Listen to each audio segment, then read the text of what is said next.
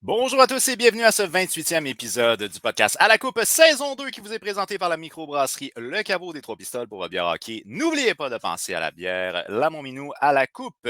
Cette semaine a été une semaine qui a été haute en couleur au niveau de la sphère hockey puisque bien entendu les séries éliminatoires de la LNH sont en cours mais aussi les séries dans la Ligue junior majeure du Québec. Alors maintenant la question que je vous pose, comment va votre Bracket Challenge? Pour ma part, mes champions de la Coupe Stanley ont été sortis. Fait que les Hurricanes, c'est maintenant terminé. Pour ainsi dire, auprès de l'équipe à la Coupe, le seul qui est à peu près proche d'avoir quelque chose qui a du sens va être P.O. Normand, qui lui a les Golden Knights en finale. Donc, personne ne peut aller chercher un champion de la Coupe avec les Bracket Challenge au niveau de alacoupe.ca. Mais en échange de quoi, on en a un au moins qui a réussi à avoir une des deux équipes finalistes. Fait que félicitations à lui. Je vous rappelle que vous pouvez nous suivre sur nos différentes plateformes puisqu'on est présent sur Spotify, Twitter, YouTube, Instagram ainsi que Facebook, toujours au nom de À la Coupe. Ensuite de ça, on a un bracket challenge ici. Alex Delcourt, mon bracket va très mal. Écoute, je te comprends, mon cher ami, je te comprends. Et bonjour d'ailleurs, Alex. Alors, de cette semaine, au niveau du alacoupe.ca, on a eu différents articles, dont entre autres les préparatifs avant le grand jour signés par notre chroniqueur LHJMQ Junior, Frédéric Knight, qui, lui, nous donne un portrait des différentes équipes qui vont se présenter pour la Coupe Mémoriale, dont entre autres les représentants du Québec, qui est les Remparts de Québec, qui pourraient continuer la lignée pour la LHJMQ pour ce qui est de l'obtention de la Coupe Mémoriale. On a également une série des records signés par notre chroniqueur Vincent Larue, qui parle de plusieurs records qui ont été établis au niveau de la série entre les Hurricanes et les Panthers de la Floride. Un texte à voir sur le alacoupe.ca et également un départ qui en dit long du côté de Samuel Fournier, au niveau de la LNH. Il nous parle de l'espoir Leon Gavanteke des Jets qui a décidé de quitter. Alors, c'est un rendez-vous sur le alacoupe.ca. Sans plus attendre, maintenant, on va faire rentrer un de nos collaborateurs qui a clairement un parti pris sur le match de ce soir. Sam, comment ça va? Ça va correct. L'hésitation là-dedans, mon Dieu, qu'est-ce qui se passe? Les Golden Knights en finale, c'est ça qui va se passer. Ouais, disons que... C'est le dernier recours que j'ai trouvé de mettre mon jeu des Stars. La dernière fois que je l'ai mis, ils ont gagné le match numéro 7. Fait que là, je veux juste au moins qu'ils en gagnent un. Un seul petit match. Au moins question de sauver, disons, la face devant la Ligue nationale, parce que c'est franchement jusqu'à date le 0-3 pour les Stars. Et écoute, je sais bien, ton cœur est avec les Stars, mais ton capitaine, c'était pas fort. Sérieusement, c'était pas fort, mais Jamie Benn a prouvé dans les dernières années que c'est quand même un bon capitaine. Il a une crampe au cerveau monumentale, mais pour moi, ça fait pas de lui un mauvais capitaine pareil. Il a fait un mauvais geste, mais personne n'est parfait. Fait que, je pense qu'il va s'en vouloir longtemps. Mais Jamie Benn, je le prends n'importe quand dans mon équipe pareil. C'est une erreur de parcours, mais il faut pas juste se souvenir de Jamie Benn qui fait ça. Il faut se souvenir de Jamie Benn que c'est un leader, un gars qui a fait Team Canada. C'est aussi le gars qui est resté dans la chambre 2 heures après son élimination. Je pense qu'il avait perdu en finale. Assis, bouge pas. C'est un gars qui veut gagner, mais il est arrivé quelque chose, une crampe au cerveau que je sais pas si Mark Stone et lui avaient déjà eu une altercation quelconque, mais c'était vraiment pas le moment de faire ça. Mais c'est arrivé. Fait que ça peut aussi donner un boost aux Stars, je pense, de dire on va la gagner pour notre capitaine ce soir. Fait que je sais qu'il y a beaucoup de blessés. Là. Je pense que Pavelski était incertain pour ce soir et j'espère que Maverick Book va jouer. Je sais pas si ça a été confirmé. J'essayais de regarder ça. Rappelé, mais je sais pas, non, je pense. Il a joué il pratiquait sur le premier powerplay ce soir. Ben, pratique un matin. Mais c'était pas clair s'il jouait. Fait que j'essaie de regarder ça, là, mais sinon, juste pour revenir vite, écoute, Jamie Benn, je pense qu'il y a un élément que j'ai pas particulièrement aimé, c'est le fait que sa raison, c'est j'ai tombé dessus. Je veux dire, en quelque part, prends le blâme du fait que tu as fait une erreur, puis dis, ben écoute, c'est une erreur, mais c'était sous l'émotion, that's it, là, puis on passe à autre chose. Hein. Ouais, c'est sûr que c'était pas la raison la plus intelligente, mais je pense pas qu'il pouvait arriver et dire devant les médias, ouais, j'ai voulu écrire ça un crochet dans la face. Fait que, en même temps, je pense que c'est un job de PR. Là. Il est pas arrivé là de même. Là. Ils ont dit quoi dire, puis je pense que c'est la meilleure solution. La meilleure raison qu'ils ont trouvée, c'était ça. En tout cas, laisse-moi en douter. Oui, c'est ça. Écoute, ça se travaille, ma tombe. Je veux aussi te parler de Max Domi. Max Domi qui a été plus que émotif, lui aussi, dans son pas de suspension, d'expulsion de match. En séries éliminatoires, Max Domi, c'est quand même 52 minutes de pénalité. Ben, Max Domi, c'est un gars qui est émotif, on le sait. C'était en fin de match, je pense que c'est arrivé, ou en fin de deuxième, je suis pas sûr ou sûr. C'était avec Nicolas Haig. Par contre, j'ai trouvé que Haig en a mis ses talents de comédien pourrait peut-être recevoir un petit cachet de l'Union des artistes, je crois. J'ai trouvé qu'il en a mis qui s'est laissé tomber. Un gars de 6 pieds 4, 6 pieds 5 qui tombe de même. Là. En plus, qui se relève et qui rit après. Laisse-moi douter de la sévérité de la chose, mais Max Domi, c'est pas le premier double échec de dos qu'on va voir, puis c'est certainement pas le dernier non plus. Mais je pense qu'à 4-0, là, le match est resté 4-0 assez longtemps quand même. Fait que la frustration à un moment donné s'empare de moi, je suis comme ça au hockey. Je suis un gars qui ne contrôle pas trop ses émotions. Fait que je comprends un peu les joueurs aussi de faire pareil. Je comprends. Mais en même temps, il y a une espèce de manie de vouloir se battre avec des gens qui ne veulent pas se battre. Puis c'est loin d'être la première fois qu'il fait ça dans la ligue. Là. Puis maintenant, en quelque part, pour moi, il va falloir qu'il soit suspendu si tu veux qu'il comprenne. Là. Ouais, ben j'ai pas vu exactement le. Est-ce qu'il a voulu se battre avec Nicolas Haig ou. Ben, de mémoire, il me semble qu'il avait droppé les gants puis il frappait. Là. OK, parce que Nicolas Haig, c'est le gars de Darren Nurse aussi, qui avait été suspendu, mais ça a l'air qu'il voulait se battre. Fait que, en tout cas, peut-être qu'il s'est encore dit qu'il voulait se battre avec Domi à un moment donné, puis Domi, tu sais, des affaires qu'on n'entend pas toutes sur la glace. On sait pas le pedigree des deux joueurs ensemble. Peut-être qu'ils se sont déjà dit qu'ils allaient se battre, puis que là, l'autre, il y en a un qui voulait, puis en tout cas. Mais Domi, mais je t'accorde que Domi, oui, il y a des antécédents. Des antécédents, ça, c'est sûr. Mais, comme je t'ai dit, il s'excuse pas le geste, mais je le comprends d'avoir fait ça pareil. Je suis pareil, j'étais pareil au hockey. Ouais, mais en tout cas, c'est parce que là, c'est des matchs qui comptent. Là, puis, oui. Je pense que le match était terminé là, quand il a fait ça. C'était pas 1-1 en fin de troisième non plus, mais je comprends ton point absolument. Puis il va falloir qu'il se calme parce que c'est sûr qu'à un moment donné, il va y avoir des réprimandes. Puis sinon, ben écoute, un côté qui est beaucoup plus positif du côté des Stars de Dallas, c'est la performance de Roope Hintz en séries éliminatoires. C'est un des meilleurs pointeurs au niveau de la Ligue en séries éliminatoires. On parle de 20 quelques points. Là. Là, il est exceptionnel. 22 points. C'est pas un joueur, quand il est arrivé dans la nationale, que les gens attendaient. Là. Personne connaissait Roope Hintz, puis je m'inclus là-dedans. Je veux dire, j'avais jamais entendu parler de ce gars-là. Je pense que c'est un choix de troisième ronde, deuxième ronde en tout cas. Puis un gros bonhomme qui a un excellent coup de patin, un excellent lancer. Puis il est dans la lignée des Jason Robertson, des Wyatt Johnston, des joueurs, des jeunes prospects. Des prospects, Roope c'est pas un prospect, mais c'est un joueur établi. Puis c'est pas un feu de paille. Il a fait ça fait 2 saisons qu'il performe. Puis là, en série, on dit souvent qu'en série, on voit les vrais. Ben, Roope Hintz, en tout cas, 24 points là, en série, c'est un vrai. Puis c'est un des seuls qui, à date, joue bien pareil, même si les Stars ont des problèmes. Mais la série s'est jouée, selon moi, au match numéro 2, quand les Stars avaient les devants 2-1. En fin de troisième période, ils ont fait scorer 2-2 puis ils ont perdu en prolongation. 2 games en prolongation quand même là-dedans. À part dans la game, ça avait été quand même assez serré. Fait que c'est plate que ça va probablement se terminer en 4, mais Mais ça, on d'ailleurs, souhaite le meilleur. c'est quelque chose que j'avais envie de parler avec toi. Tu sais, tu disais, avant qu'on commence les séries, tu n'aimais pas la structure des séries parce que tu disais, c'est pas nécessairement les meilleures équipes qui vont se rendre en finale. Puis là, moi, je disais, ben, tu sais, ça reste que c'est des équipes qui vont réussir à battre des meilleurs pour se rendre jusqu'à là. Bon. Et là, on arrive en semi-finale. C'est 2 séries qui vont se finir peut-être en 4, mais il en reste pas moins que dans les 2 séries, ils se sont rendus en prolongation lors des 2 premiers matchs. Ouais, puis quand ben, même- si je peux me permettre, là, les Panthers et les Hurricanes, les 4 matchs ont été super serrés. Des matchs enlevants jusqu'à la fin. Comme Rod Brindamour a dit dans son entrevue d'après-match, on a perdu en 4, mais je pense que les 4 matchs auraient pu être d'un bord puis de l'autre. Le premier match en 4e prolongation. Quand tu es en 4e prolongation, c'est parce que c'est serré. C'est très serré. L'autre match avait été un peu moins long, mais en prolongation aussi. Hier, un but à 4 secondes de la fin. Je veux dire, c'est en allant en prolongation, on ne veut pas. Là, le but gagné. C'était un but gagnant hier à 4 secondes. Là, c'était fini. Ouais. Fait que, mais chapeau aux Panthers, pour vrai. C'est de la résilience. C'est une équipe qui ne lâchera jamais. On est rendu en 3e ronde, on sait ce qu'ils vont donner.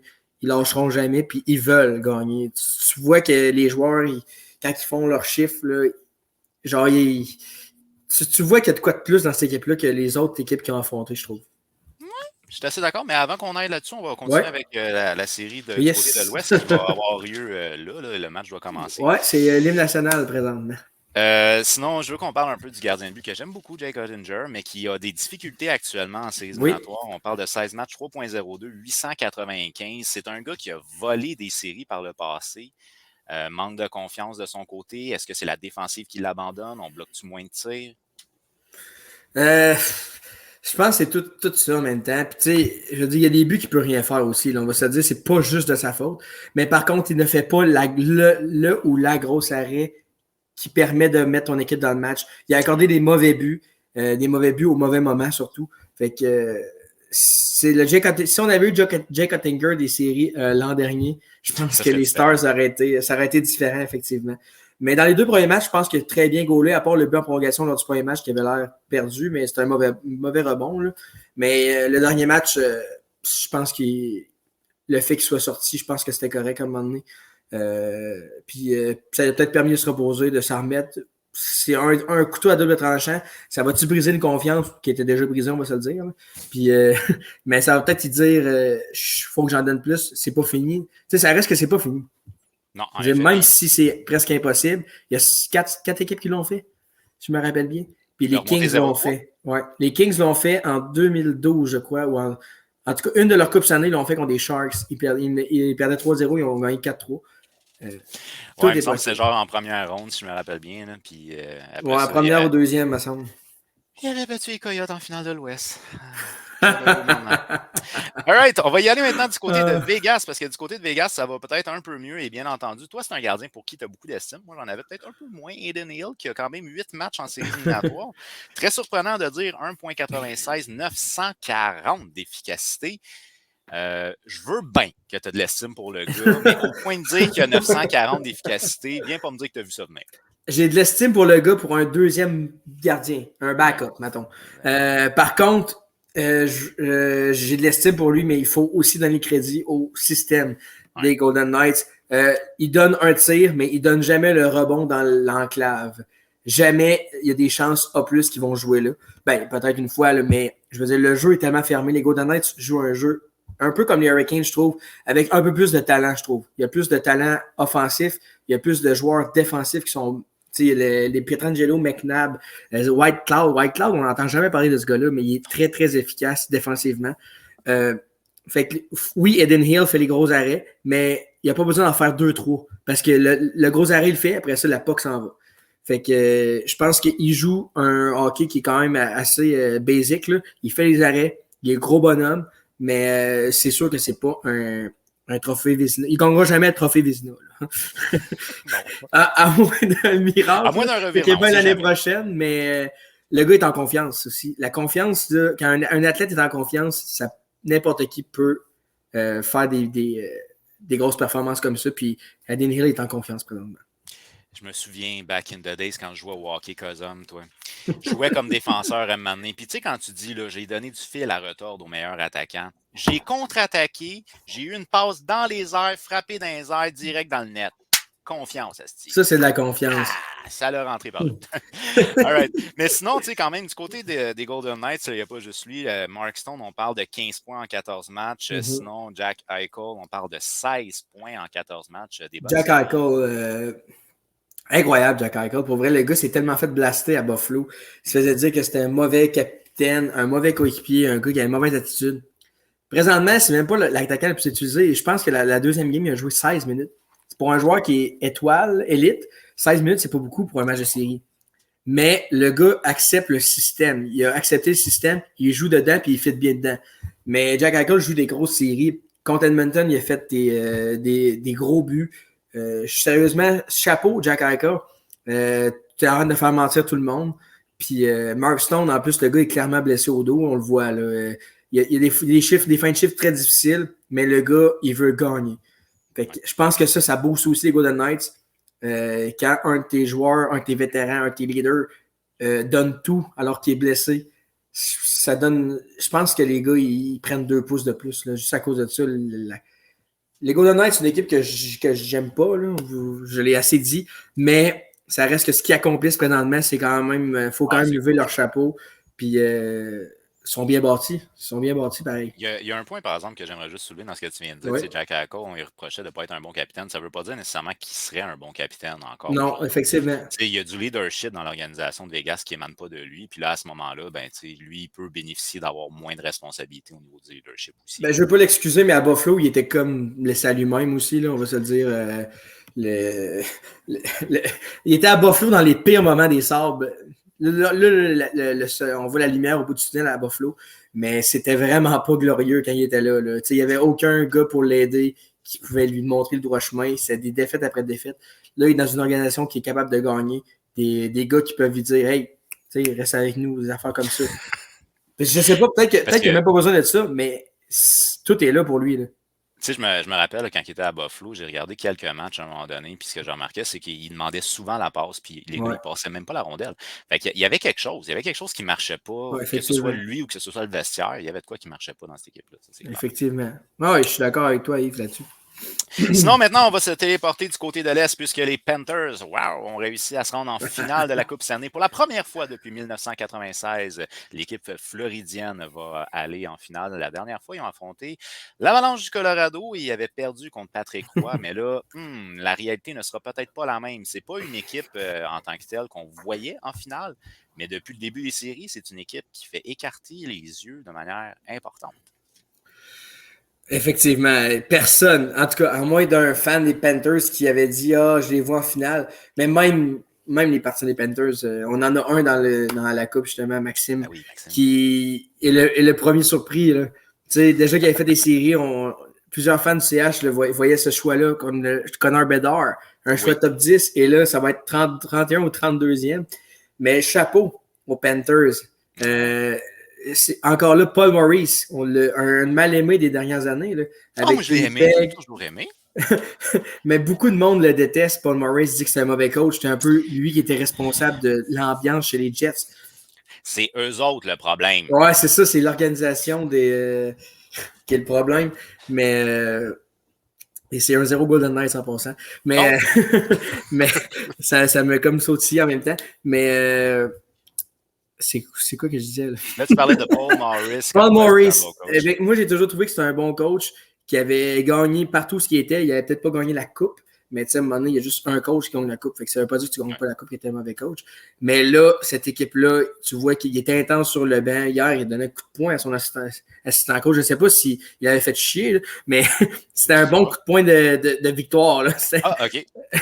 ça m'a surpris un peu. Mais le gars, il est derrière les Panthers, pareil. C'est lui qui a bâti l'équipe. Puis sérieusement, les joueurs sont, comme j'avais dit tantôt, sont dédiés à la victoire. C'est sûr que Mathieu Tkachuk, c'est la locomotive là, avec Bobrovski en avant. Les deux travaillent fort. Puis je pense que quand tu vois un gars travailler fort de même, ben, ça ne te prend pas grand-chose pour suivre. Là. Puis sérieusement, un gars qui me surprend beaucoup, c'est Eetu Luostarinen, qui est un joueur qui est un bottom six player, mais il joue du gros hockey, il joue beaucoup défensivement. Puis c'est un choix des Hurricanes de Caroline. Fait que je pense que lui avait comme une rancœur, une petite affaire de plus quand tu joues contre l'équipe qui t'a repêché, mais qui n'a pas cru en toi. Fait que lui, il me surprend beaucoup, mais tous les joueurs des Panthers sont dans le bateau. Là. Bennett qui frappe fort. Même Nick Cousin. Nick Cousin est en finale de la Coupe Stanley. Qui peut y croire? Dans un rôle top 6, encore plus bizarre. Mais tu sais, Barkov aussi qui joue blessé, visiblement, il a manqué le match numéro 3 presque au complet. Brandon Montour qui est sérieusement, chaque joueur, on pourrait nommer chaque joueur, puis on pourrait nommer une qualité, puis qu'est-ce qu'il fait de bien, puis qu'il apporte à l'équipe. Puis chacun travaille fort, puis chacun apporte sa petite chose qui sont collectivement, vont être durs à arrêter pour vrai. J'ai hâte de voir en finale, voir s'ils vont rester du jus, j'espère. Et un point que j'aimerais souligner, c'est que Paul Maurice est vraiment reconnu pour ses speeches de motivation. Fait que ça a l'air que c'est un gars qui est hyper bon pour motiver ses boys. Puis là, en ce moment, ses boys sont motivés, sont en confiance. Bref. Là, on va se référer à un commentaire de Félix qui nous dit que Tkachuk est une machine, puisque oui, Matthew Tkachuk connaît des séries de fous. On parle de rien de moins que 21 points en 16 matchs pour ce qui est de Matthew Tkachuk. 3 buts de la victoire sur 4 matchs lors de la série contre les Hurricanes. Je l'aime pas, mais il est bon. Moi, je l'aime. J'aime les frères Tkachuk. J'ai pas checké beaucoup le père parce que j'ai commencé à suivre le hockey plus jeune. Mais sérieusement, Matthew Tkachuk, c'est une bête. C'est vraiment une bête. Puis sérieusement, pour les fans canadiens qui écoutent le podcast, j'espère que Brady sera pas aussi tannant et aussi bon parce que ça va être tough. Ça va être tough. Le talent offensif de Matthew Tkachuk il est plus dérangeant que je m'attendais, mettons. On va dire ça comme ça. Je le voyais comme étant plus talentueux que son frère, mais là, 100 points, puis là, plus d'1 point par match en séries éliminatoires. J'étais le premier à douter de la transaction. Et puis là, je me dis, si les Panthers vont chercher une coupe, ben, ils ont gagné la transaction parce que le but, c'est de gagner. Puis oui, peut-être qu'ils n'ont pas beaucoup de choix de premier rond pour les prochaines années. Mais si, comme j'avais parlé avec Anthony Sedama, un gars du podcast aussi, que si Brandon Montour continue comme ça, Gustav Forsling, c'est tous des gars qui n'ont même pas été repêchés. C'est tout par l'organisation. C'est des gars qui ont été repêchés par une autre organisation qui ont allé chercher Reinhardt, Ekblad et Bennett sont top 5 du même draft. Ils ont juste repêché Ekblad là-dedans. Reinhardt et Bennett sont allés chercher ailleurs. Bennett, personne ne voulait. Puis Bennett, ça fait de pointage moins présent, mais sa présence physique est importante. On l'a vu hier avec Slavin, malheureusement. On va en parler un petit peu de Bennett, mais je veux quand même revenir ici. Mauvaise couverture des Hurricanes sur Tkachuk pour le but gagnant. Moi, ce qui m'a vraiment déçu dans cette série-là, c'est vraiment l'efficacité des Hurricanes d'habitude à bloquer le centre de la patinoire. Puis vraiment, comme il vient de le mentionner, là, sur le but de la victoire, c'était le cas. Mais c'est arrivé une couple de fois qu'il était capable de se rendre dans le bas de l'enclave. Puis on dirait qu'il n'y avait personne pour les empêcher. Ben c'est sûr qu'hier, le but de Tkachuk, il ne faut pas oublier que les Hurricanes ont joué à 5 défenseurs probablement tout le match. Leur meilleur défenseur défensif, Slavin, n'était pas là. Fait que probablement plus de fatigue mentale vers la fin du match qui a fait l'erreur parce que c'est un but en désavantage numérique aussi. Ben, en avantage numérique pour les Panthers. Mais c'est sûr que le hockey, c'est un jeu d'erreur. Fait que c'est ça qui est arrivé. Mais moi, je pense que les Hurricanes ont quand même joué une bonne série. Il ne faut pas oublier que les Hurricanes étaient privés de Andrei Svechnikov, Max Pacioretty et Teuvo Teravainen qui n'étaient pas à 100% non plus. Fait que, on jouait avec des Paul Stastny, des Rex Stefan, des Stefan Nosen. À un moment donné, ça allait les rattraper, puis on l'a vu. Cruel manque d'attaque. Necas et Aoun ne peuvent pas tout faire. Fait que, on a vu que c'était des matchs à bas pointage. C'est ce que les Hurricanes voulaient. Mais d'un côté, il y avait un numéro 72 qui était complètement en feu. Sergei Bobrovsky. Sergei Bobrovsky, je pense qu'on n'aura pas fini d'en parler, là. Mais c'est un gars qui va vraiment sauver les meubles de l'organisation parce qu'en 14 matchs, 935 d'efficacité, mais encore là, c'est encore plus ridicule pour je pense que c'est les 5 derniers matchs, il y a genre 968 pour la série contre les Hurricanes. C'est ça, 968 en série. C'est 150. Il a fait 158 sur 164, je pense. Arrêt. C'est quand même incroyable. Il y a un match de 60 arrêts là-dedans. Mais c'est fou. Bobrovsky, c'est le Bobrovsky qu'on connaissait à Columbus en saison. Puis le Bobrovsky qu'on a vu aussi contre le Lightning, contre les Bruins en série, il avait bien gardé des buts pareils. Mais là, il est à un autre level. Là. Puis hier, quand Tkachuk a marqué à 4 secondes, la caméra s'allait vers lui, puis il pleurait dans son masque. Tu le voyais vraiment. Oui! Puis ça c'est venu me chercher un peu. Là. Je veux dire, Bob, c'était mon gardien favori. Ben, c'est encore mon gardien favori. C'est un de mes idoles. Puis je suis content de le voir avec tout le bashing qu'il y a eu les dernières années avec son contrat et tout. Il prouve. Tu sais, dans le fond, il se préservait, Bob, les dernières années. OK. Je vais y aller maintenant avec une question qui nous est posée. Alors, Amelia qui nous pose la question, on y va pour qui pour le Conn Smythe? Écoute, première ronde, moi, je te dirais que j'étais comme Matthew Tkachuk, là, il est en train de sauver la donne. Deuxième ronde, je dis Bobrovsky est en train de sauver la donne. Troisième ronde, Bobrovsky et Tkachuk, les deux pour moi. Fait que, ultimement, je vais y aller avec Matthew Tkachuk parce que je pense qu'on préfère les joueurs offensifs, mais je pense que ça serait mérité pour les deux. C'est sûr, mais on a eu un bon débat sur la coupe avec ça, sur la petite conversation qu'on a sur ça. Et moi, c'est Bobrovsky pour moi. C'est sûr que vous allez dire que j'ai un parti pris. Peut-être. Mais son gardien préféré. Puis, mais en même temps, je veux dire, les chiffres sont là. J'ai vu que sur les stats avancées, je suis pas un fan des stats avancées, mais je pense qu'il y a 18 buts qui auraient dû rentrer, qui a arrêté. C'est plus dominant la performance de Bobrovsky que la performance de Price en 2020 avec les Canadiens. Puis on se rappelle à quel point Price était dominant. Fait que statistiquement, Bobrovsky est meilleur. Tkachuk, les deux le mériteraient. C'est ça le pire. Mais moi, je vais avec Bobrovsky parce que je pense que c'est le gars qui nous surprend le plus dans tout ça. Parce que Tkachuk a fait 100 points. On sait que c'est un gars qui va être tannant, qui va être dérangeant, qui est clutch. Il est clutch. Sauf que Bobrovsky a tellement fait d'arrêts importants. Puis il y a des matchs, j'enlève rien à Tkachuk, mais le premier match qui s'est terminé en 4e prolongation, moi je l'ai pas vu beaucoup, Matthew Tkachuk, pour vrai. Il a scoré, oui, mais il y a des absences de Tkachuk, tandis que Bobrovsky n'a jamais été absent des séries. Presque pas de mauvais buts. Puis quand on a battu les Browns du côté des Panthers, c'est quand Bobrovsky est arrivé que ça a changé de bord. C'était Alex Lyon qui a commencé. Bobrovsky arrive, puis moi, je me rappellerai toujours, moi, c'est l'homme fait saillant des séries à date. C'est l'échappée de Brad Marchand au match 5. Il reste 3 secondes. Il tire, il reste 1,4 secondes. Arrête Bobrovsky. Si Marchand score, c'est terminé. Les Browns ils passent, les Panthers éliminés. Et depuis ce temps-là, les Panthers sont presque invincibles à l'extérieur aussi. Ils sont incroyables.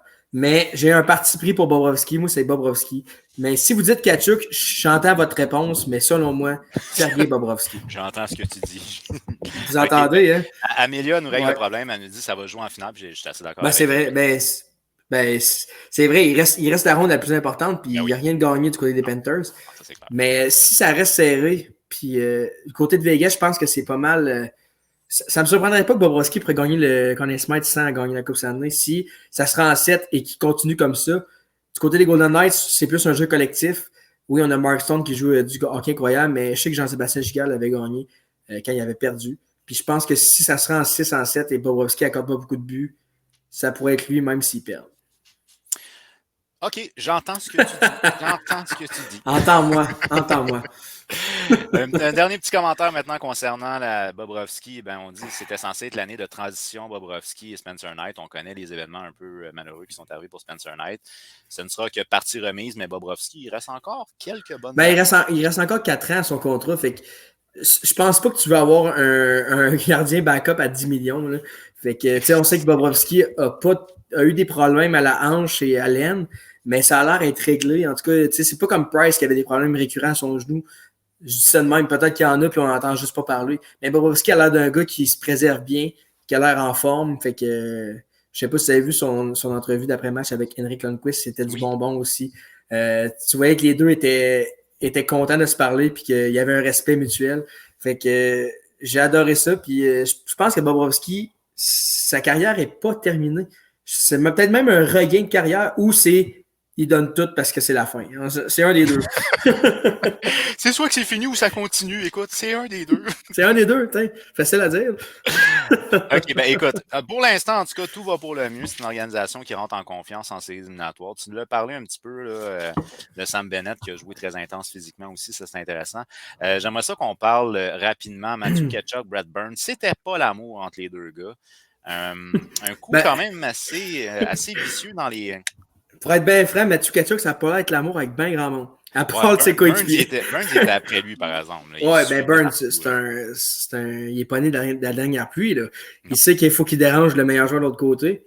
Mais des coups dans les parties comme ça, dans n'importe quel sport, même dans une bagarre, là, dans la UFC, c'est interdit. C'est pas pour rien, c'est des coups bas. Moi, je respecte Brent Burns encore là. C'est un peu comme Jimmy Benn, mais il y a une crampe au cerveau. Tu fais pas ça. Il n'y a pas eu de punition non plus pour ça. Ça me désole complètement. Wes McCauley était là. Wes McCauley, qui ont dit que c'était le meilleur arbitre, mais dans les 2 dernières saisons en série, il a été dégueulasse. Pour vrai, là, Wes McCauley, t'es bien fun à écouter quand tu donnes des punes, mais à un moment donné, il faudrait peut-être que tu commences à caler ça sur le centre du monde. Parce que en faisant ça puis en calant rien, ça envoie un message. Ça envoie un message aux joueurs. Faites-le, c'est pas grave. Alors que ça peut être très dangereux un coup dans ces parties-là en plus. Ben oui. Fait que moi, j'ai trouvé ça cheap, mais je respecte Brent Burns pareil. C'est dans le feu de l'action, mais c'est cheap. Eh bien, écoute, pour l'instant, ce qu'on sait, c'est que les Panthers vont aller en finale de la Coupe Stanley, ce qui veut dire que le Canadien ne repêchera pas dans le top 10 avec ce premier choix-là. Ah ouais? Il va probablement choisir 31e ou 32e, peut-être même 32e.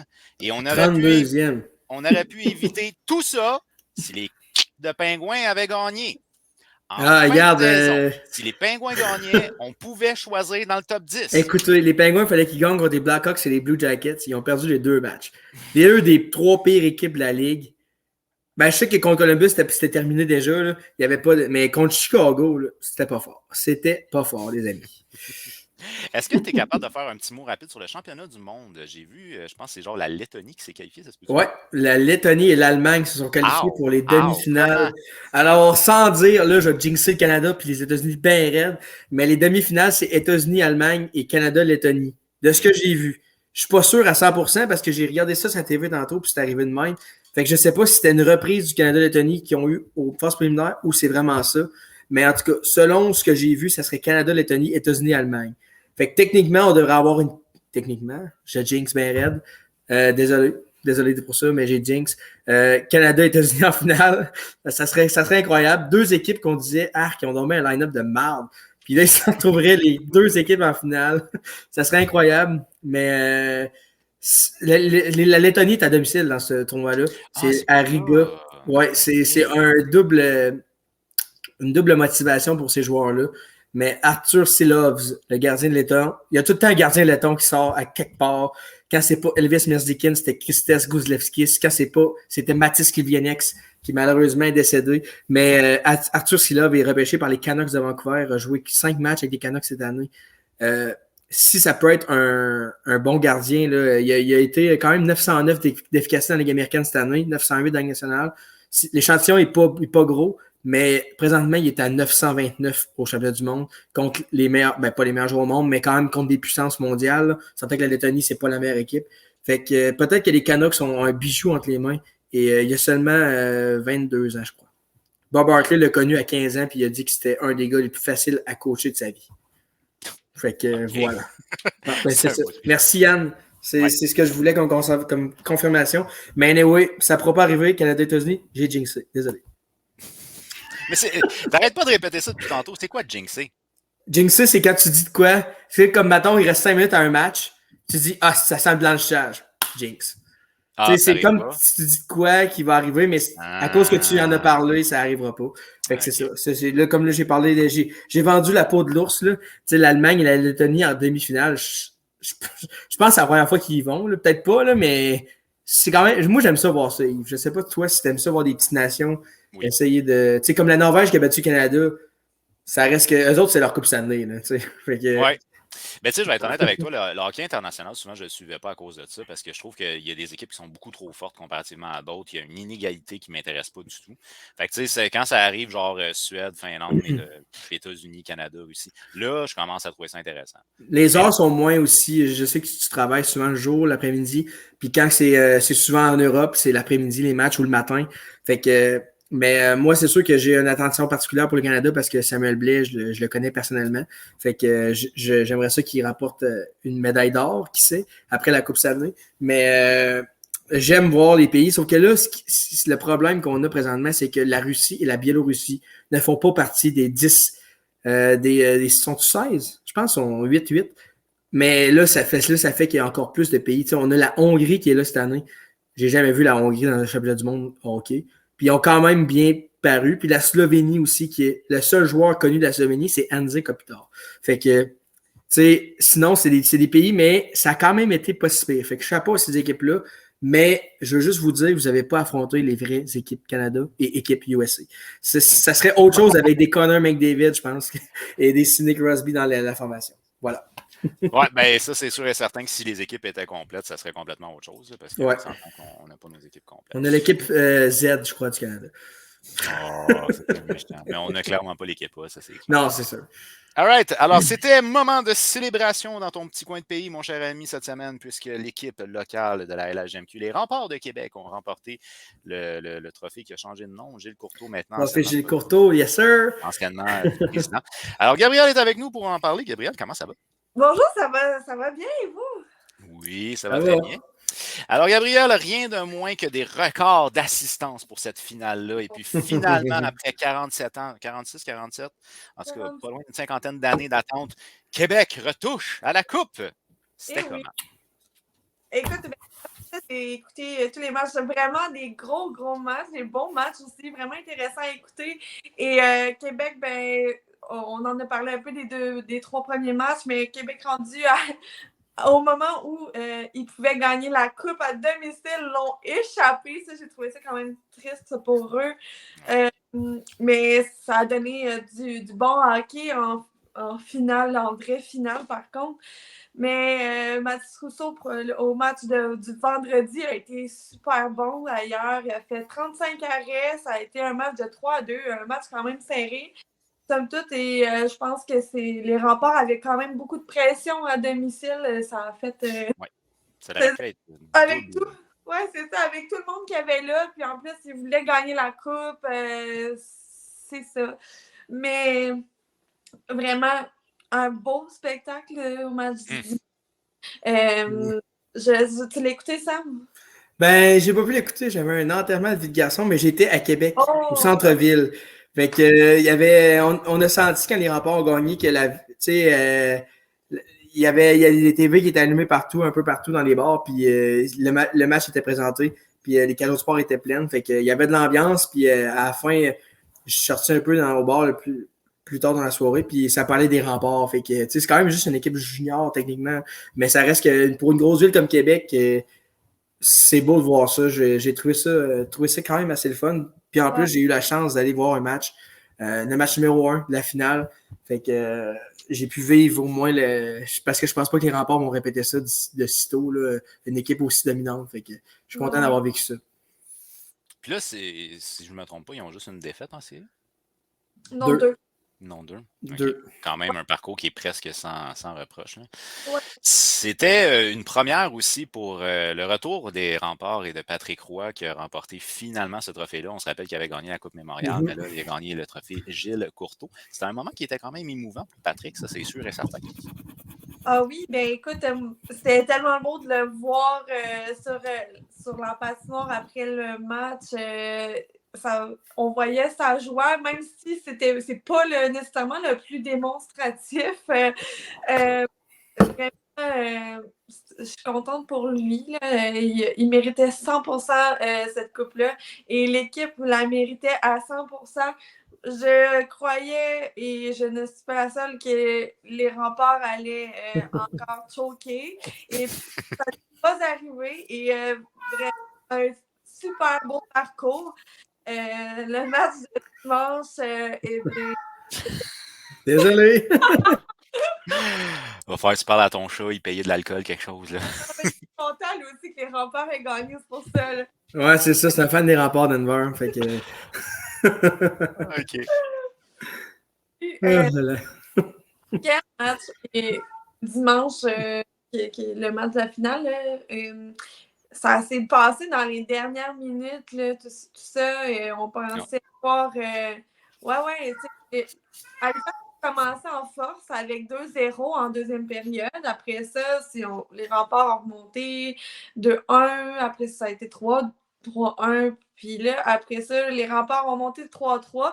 Et ça a été comme ça jusqu'à très près de la fin. Là, et je pense, à 16h47, le Rhume va marquer. Ça va être 4-3. Puis là, tout le monde pense que William Rousseau va sortir de son but. Finalement, à 17h52, Cassim Godet égalise pour faire 4-4. Puis à 59 secondes de la fin, Pierre-Olivier Roy marque. 58.4, je pense. 58.4, exact. Pierre-Olivier Roy. Yes, sir. Comme fin, là, pour vrai. J'étais sans mots de TV. J'ai vraiment trippé pour le vrai. C'était un très bon match. Puis sinon, ben, du côté d'Halifax, c'est quand même une bonne foule aussi, d'habitude. C'est une équipe. 10 000. 10 000, ouais. Ben, je veux dire, ok, excusez, non, mais je veux dire, dans le sens, c'est bruyant. Là, Oui, ben, c'est quand même. L'aréna est faite plus petite que le Centre Vidéotron, puis il y a 10 000 personnes dans une aréna, c'est quand même bruyant. Puis les gens d'Halifax, c'est des bons partisans de hockey. Ouais. Mais ce n'est que partie remise pour les Mooseheads, qui l'année prochaine vont avoir un méchant bon club aussi. Je pense qu'il y a 16 ou 17 joueurs qui reviennent. Il y a Doucet, puis il y a voyons l'autre joueur, Lawrence, qui ne reviendront pas. C'est des gros morceaux, mais ils vont aller en chercher à date limite. Dumais va être là. Tous les joueurs de la défensive vont être quand même assez fortes, là, des Mooseheads l'année prochaine. Fait que j'ai hâte de voir. Puis je leur souhaite l'année prochaine, la coupe. Je me dis, tu sais, l'année cette année, ils l'ont perdu, mais c'est une organisation que j'adore, les Mooseheads d'Halifax, puis ils ont un méchant beau logo. Fait que ça change pas. tout. Ben, moi, je pense que ça aide, Yves, pour vrai. Puis, on en a parlé tantôt, mais les remparts ont perdu aucun match à l'extérieur en série. Pitch parfait à l'extérieur. Ils ont perdu leurs 2 matchs à domicile. Fait que la Coupe Memorial, pourquoi pas? Ouais. C'est à l'extérieur. Ça, c'est un gros point. Écoute, c'est un point majeur. Ouais, c'est un point majeur. Je sais pas pourquoi, mais Amélia nous demande une imitation de Ray. Oh non! Ray, c'est le commentateur des remparts. J'ai sûrement entendu quand c'est Malatesta qui marque M-A-L-A-T-E-S-T-A.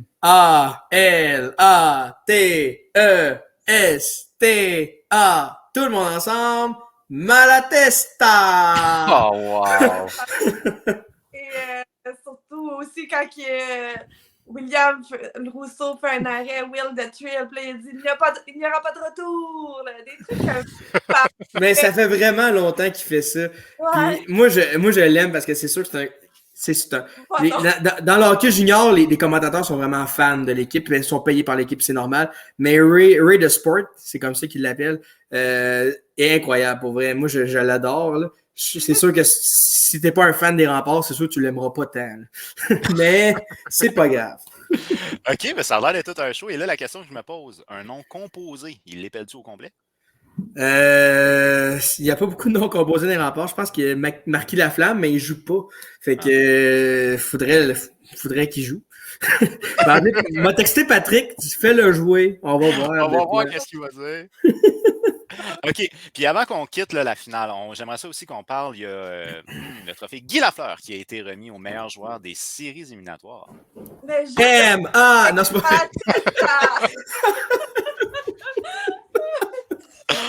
oh,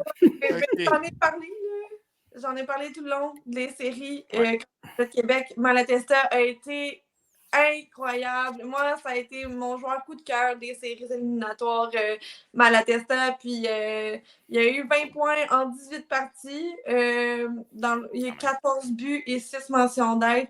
Il a capté vraiment mon attention beaucoup. Puis, les Blue Jackets sont vraiment chanceux. Ouais. Ça va être bon. Ben, 5 buts gagnants aussi en série. Puis dans le match numéro 6, c'est lui qui a marqué le but, qui a fait 3-2, qui a comme remis les remparts dans le match, il a fait 3-3 après. Fait que c'est un gars qui est là dans les grandes occasions. Par contre, je veux mettre 2 thumbs up à Justin Robida. Justin Robida, je pense qu'il a aussi mérité le joueur par excellence. Un attaquant qui n'est pas très gros, mais qui a du cœur au ventre.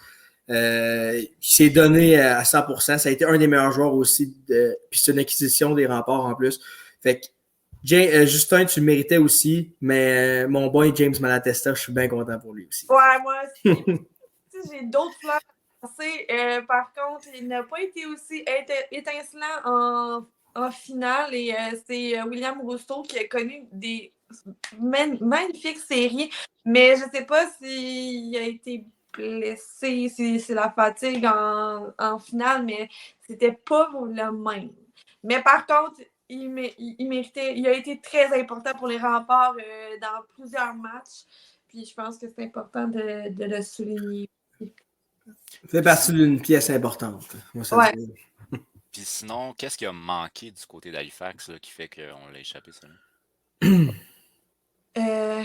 Ben, moi, je dirais les blessures. Les blessures Ouais. ont fait mal. Je sais que les remparts, Robida aussi est blessé, puis Truchon, Savoie. Mais ça reste qu'il y a il y a des joueurs qui ont manqué des matchs pour l'heureux. Je le déteste, mais c'est un bon joueur pareil. Quand les cellules sont bien placées, ça va super bien. Mais il y a tout le temps une cellule qui passe mal à quelque part, ça fait un court-circuit. Mais Biasca, je crois, qui a manqué un match. Vidicek. Non, pas Vidicek, en tout cas, le défenseur Moravec. Ils ont manqué des matchs, puis Dumais aussi qui n'était pas à 100%. Fait que je pense que pour moi, c'est ça. Mais comme j'ai dit tantôt, les Moussettes, je veux dire, c'est comme un rendez-vous manqué, mais ils ont une chance, je pense, pour l'année prochaine. Fait que ça fait mal, mais je pense que les gars vont ressortir fort, puis grandir aussi, parce qu'il y a beaucoup d'expérience qui va sortir de là. Mais ils sont battus jusqu'au bout, les Moussettes. Effectivement.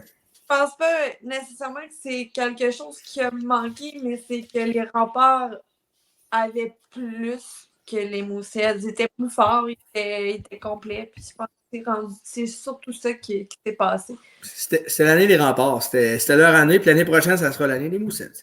Voilà. Mais en début de série, moi, je me rappelle qu'il n'y a personne qui me parlait des Moussettes pour la finale. Ils ont surpris en quelque part. Tout le monde voyait Sherbrooke, je pense, puis Gatineau, gros dans leur assiette. Mais Halifax, quand ils ont. À 2-0 fait Sherbrooke, tout le monde pensait que Sherbrooke, c'est les Sherbrooke-Québec. Là. Puis 4 games de suite, ils gagnent. Puis encore contre les remparts à 3-1, c'est terminé, ils vont gagner la Coupe à Québec. Ils reviennent. Puis dans le match numéro 6, sérieusement, la game leur appartenait aussi. Là. Ils menaient 4-3, il restait 3 minutes. Ils ont échappé, mais les chapeaux aux Moussettes, ils étaient tannants. Ils étaient vraiment tannants. Ils ont été dans chaque match. À part le premier match, ça a été quand même pas serré, je trouve. Mais ils ont démontré du fil à retordre. Puis ça, je connais pas le coach, mais ils sont très bien coachés, les Moussettes, là, quand même.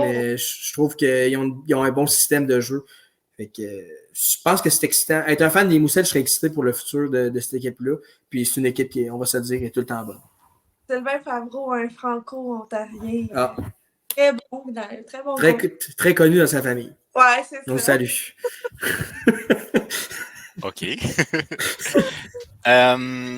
Ouais, en fait, là, j'ai comme une petite hésitation. J'aimerais ça aller peut-être du côté de Rouyn-Noranda parce qu'il y a eu une nomination récemment au niveau d'un nouveau coach. Est-ce qu'on le connaît?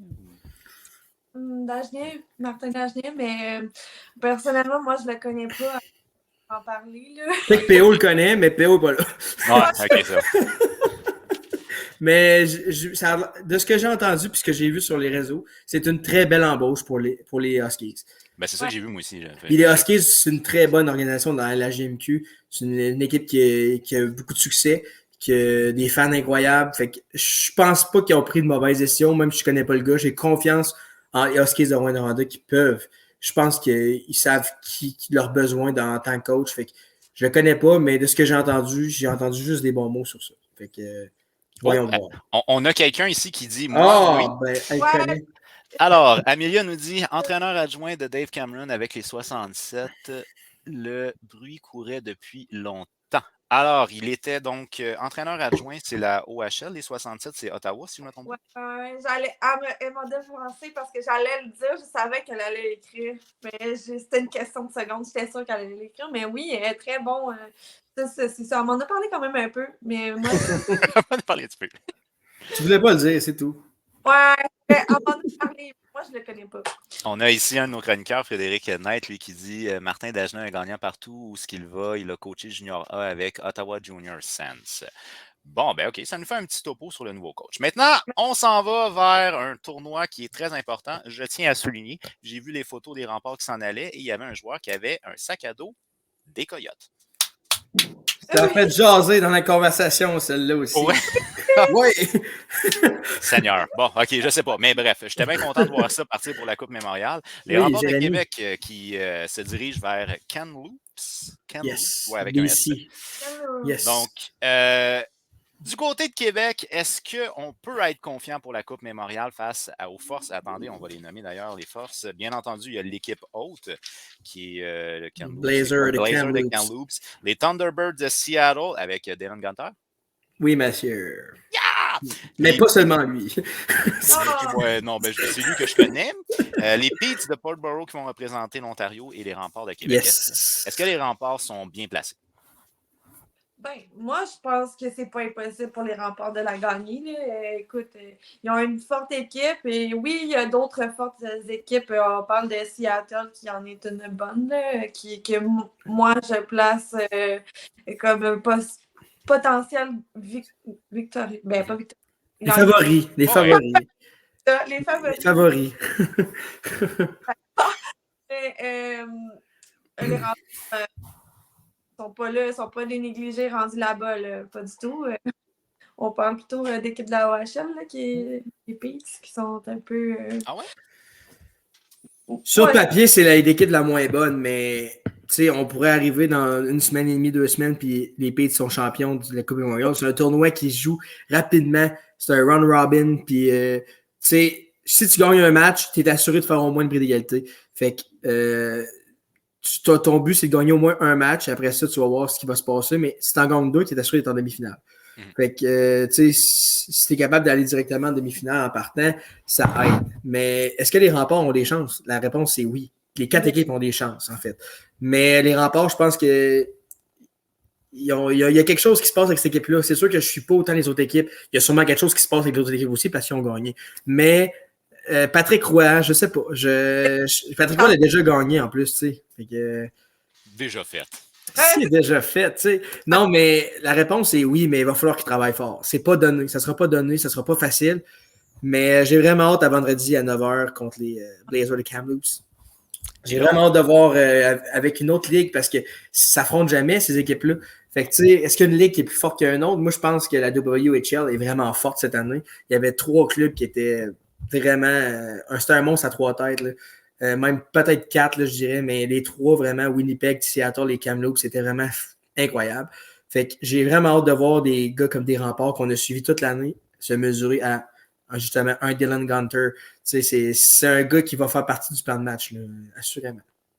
Puis on a un commentaire qui est intéressant ici d'Amelia qui nous dit les Peets surprennent tout le monde depuis le début des séries. Ils ont battu 3 des 5 meilleures équipes de la Ligue en séries éliminatoires. Fait que ça se pourrait qu'ils nous surprennent. Ben oui, absolument. Leur gardien est incroyable, pour vrai. Le gardien des Peets, je pense que c'est lui qui a gagné le MVP. En fait, je pense que les 2 goalers ont gagné le MVP. Thomas Milic à Seattle, qui était gardien de Team Canada. Puis le gardien des Peets, je suis pas sûr. Il me semble que c'est pas Davidson, quelque chose de genre. Attends, je vais te dire. Il me semble que ça a fini par Sen. Mais en tout cas, c'est lui qui a gagné le MVP de la finale. Fait que des séries, en fait. Fait que le seul joueur qui n'a pas gagné, le seul gardien qui n'a pas gagné, c'est William Rousseau. Fait que, mais il y a eu des bonnes séries parce que vous m'en avez parlé. Oui, William Rousseau a eu des bonnes séries, mais le gardien des Peets, c'est des 35, 40, même 50 arrêts par match. Fait que, j'ai hâte de voir, mais il y a quand même Brandon Hartman et Owen Beck, l'espoir du Canadien, qui sont là. Brandon Hartman, l'espoir des Rangers de New York. Il n'était pas suspendu, Owen Beck? Il est correct. C'était le reste de la finale. Okay. Fait qu'il y a eu un match de suspension, mais il va être là. Puis Brandon Hartman, c'est un joueur électrisant du côté des Peets aussi. Il y a d'autres joueurs, mais ça reste que c'est les 2 têtes d'affiche. OK. Fait que sinon, on y va avec les favoris. C'est probablement les remparts puis Seattle, si je vous écoute bien.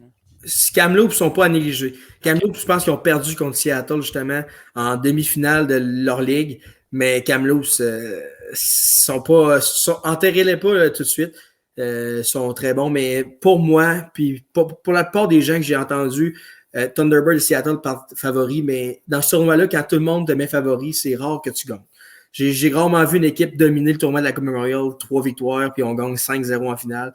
Ça arrive jamais. Fait que j'espère que on va avoir un bon tournoi, mais il y a du talent. Il y a beaucoup de talent. Je pense qu'il y a 16 choix de première ronde dans tout ça, là, ou c'est 16 choix au total. En tout cas, il y a beaucoup de choix de première ronde, puis tu as des espoirs des Coyotes. Yves, Jérémy Langlois, Dylan Gunter. Dylan Gunter qui est probablement un des meilleurs joueurs du tournoi, là, quand on regarde ça comme ça. Mais il y a aussi Olen Zellweger à Kamloops, Langen Stankoven. Sérieusement, on est vraiment chanceux pour ceux qui adorent la LNH. Là, les joueurs qui vont être là, si c'est pas l'année prochaine, ça va être l'autre d'après qu'on va les voir dans la Ligue nationale. Fait que, puis il y a des espoirs du Canadien. Ben, il y a un espoir du Canadien. Il y a Jared Davidson, qui était meilleur pointeur de Seattle, 84 points, je pense, cette année, ou une affaire comme ça. Là. Mais il y a 2 espoirs du Canadien qui sont là. Il y a du stock en masse. C'est sûr que c'est un peu tard, là, vu que c'est dans l'Ouest, mais 9 heures, là, comment? Comment, c'est ça. Le gardien, c'est Comment? Michael Simpson. Ah, je savais que ça visait personne. Ouais. Wow, c'était précis de même. OK. Fait que bref, là, si mettons vous avez des prédictions, là, je sais, vous m'avez dit c'est à peu près égal pour tout le monde, mais les prédictions, c'est plate quand on dit tout le monde est égal. Donc, qui va gagner la Coupe Memorial? On va commencer avec toi, Gab. D'après toi, qui remporte cette coupe-là? Seattle. Si Seattle, et vous serez surpris, mais j'espère fortement que les Remparts vont remporter la Coupe Memorial parce qu'ils ont prouvé qu'ils étaient une équipe de talent et qu'ils méritaient leur coupe cette saison. Donc, voilà, j'aimerais vraiment que les Remparts. Si je ne me trompe pas, ça se peut-tu, ça ferait genre 3 ou 4 fois d'affilée que c'est une équipe du Québec qui gagne la Coupe Memorial? La 4e fois. 4e fois. Ouais. Finalement, quand on dit que la LHMQ ne forme peut-être pas bien ses joueurs, c'est peut-être pas tout à fait vrai. De ton côté, Sam? J'espère de tout cœur les Remparts, mais ma prédiction, c'est les Blazers de Kamloops parce qu'ils ont plus de repos. Ils ont joué une finale de moins, techniquement. Là. Fait que je pense qu'ils sont reposés, qu'ils sont prêts. Ils connaissent Seattle, ils ont affronté en série. Fait que ma prédiction, je vais aller avec Kamloops pour faire différent de Seattle et tout. Mais c'est sûr que mon cœur est avec les Remparts, fait que je vais encourager les Remparts. J'espère me tromper et que les Remparts vont gagner. Moi aussi, j'espère me tromper. Bon, ben dans ce cas-là, je vais prendre pour les Remparts. Écoute, j'ai Let's go! Moi, c'était Seattle qui me tentait pour Dylan Gunter, mais sinon, je sais qu'il y a un joueur des Coyotes aussi du côté des Remparts. Yes, Jérémy Langlois, let's go! All right. Ben, écoute, un grand merci, Gabriel. On va suivre avec beaucoup d'attention, bien entendu, la Coupe Memorial. On peut toujours suivre les textes sur le alacoupe.ca, une belle équipe de chroniqueurs qui travaille fort là-dessus. Je te souhaite une bonne Coupe Memorial et on se reparle très prochainement. Ben, merci. Bye bye. Alors, de ton côté, Sam, c'est combien entre Vegas et Dallas? C'est 1-1. C'est 1 Jason Robertson, de ce que j'ai pu voir du coin de l'œil, aurait créé égalité, mais peu importe c'est qui, l'important c'est le score. Fait que c'est 1-1 après 1. Les 1 sont frimés. Fait que... on aime ça le calme. Fait que, on va suivre ça, ce match-là, puisque c'est peut-être le dernier match pour les séries éliminatoires du côté de Dallas. Donc, on va se battre jusqu'à la toute fin, ça c'est sûr et certain. Yes. Peut-être connaîtrons-nous ce soir les 2 équipes qui vont s'affronter en finale de la Coupe Stanley. Sam, je te souhaite bonne chance pour les Stars, mais un déficit de 0-3. Je vais en avoir besoin. Je vais en avoir besoin de la chance. Mais bon, je donne tout ce que j'ai pour les Stars. J'ai mis mon gilet. J'espère que ça va suffire. Je te le souhaite bien, mon ami. OK, passe une belle soirée et bonne chance. Bye, toi aussi. Bye. Alors, pour vous à la maison, je vous rappelle que ce podcast-là va être disponible en rediffusion sur YouTube cette fin de semaine. Je vous invite à nous suivre sur nos différentes plateformes, toujours au nom de À la Coupe, sur Facebook, Twitter, Spotify, YouTube, bon, enfin bref, name it. Et nous suivre également sur le alacoupe.ca pour vous tenir au courant des actualités hockey. À tous les mardis midi, on a la notif des sportifs animée par Loïc Salvaille où il fait un tour de l'actualité hockey. Alors, je vous dis un très grand merci d'avoir été là ce soir. Je vous souhaite une belle fin de soirée et bien entendu, ben, une bonne finale qui va commencer avant le prochain show. Bonne finale de la Coupe Stanley, gang. Bye.